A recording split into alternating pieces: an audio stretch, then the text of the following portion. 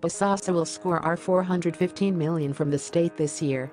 Daily Maverick has learned that African Global Operations, the successor company to Bosasa, which is at the center of mind-blowing corruption exposes at the Zondo Commission of Inquiry, stands to coin it to the extent of R415 million from the government this year. Early calculations by state officials show that African Global Operations, the company once called Bosasa, is still active across the public sector and has existing government contracts worth almost $500 million rands. This amount has been arrived at after short and initial calculations and may likely be even higher. The amount excludes operations and contracts at state-owned enterprises. The chairperson of the Zondo Commission of Inquiry, Judge Raymond Zondo, has requested information on African Global Operations Group's active contracts with the state.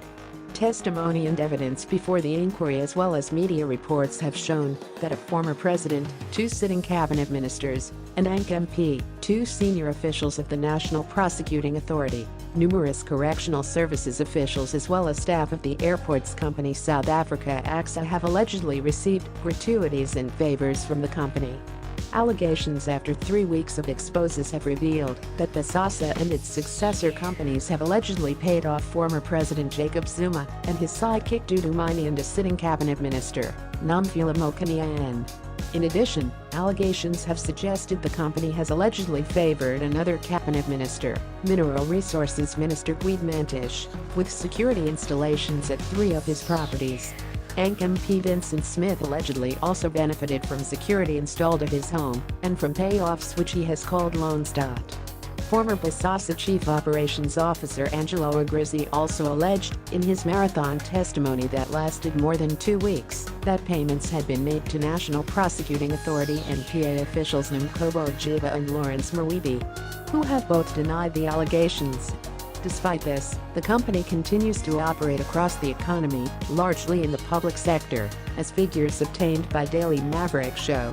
The contracts do not specify where the operations are, but the documents reflect the company directors as CEO Gavin Watson, Johannes Guman, Rhaenyra Oliveira, Nama Zulu Makoko, Papa Leshabane, Jacqueline Lades and Saram Trevor Mathenjwa. They are signatories to current contracts. Watson, Leshabane, Guman, and Mathenjwa have come up repeatedly as being engaged in active corrupt practices and evidence before the Zondo Commission of Inquiry. Watson, Leshabane, and Guman were pictured in a recording made in Watson's secret vault at the company's West Rand campus, counting out millions of rands allegedly to pay bribes. African Global Operations operates contracts at national key points like prisons, the airports and other state facilities. It has numerous contracts running sensitive information spines in public facilities. Evidence before the inquiry has shown that the company runs internal spying operations using information, which means that it is likely to deploy this strategy externally too. A senior official at the National Prosecuting Authority says there is no reason the NPA has to wait until after the Zondo Commission completes its work in 2 years to start prosecutions. Instead, he says that prosecutors should already be working closely with the investigators of the commission to activate prosecutions.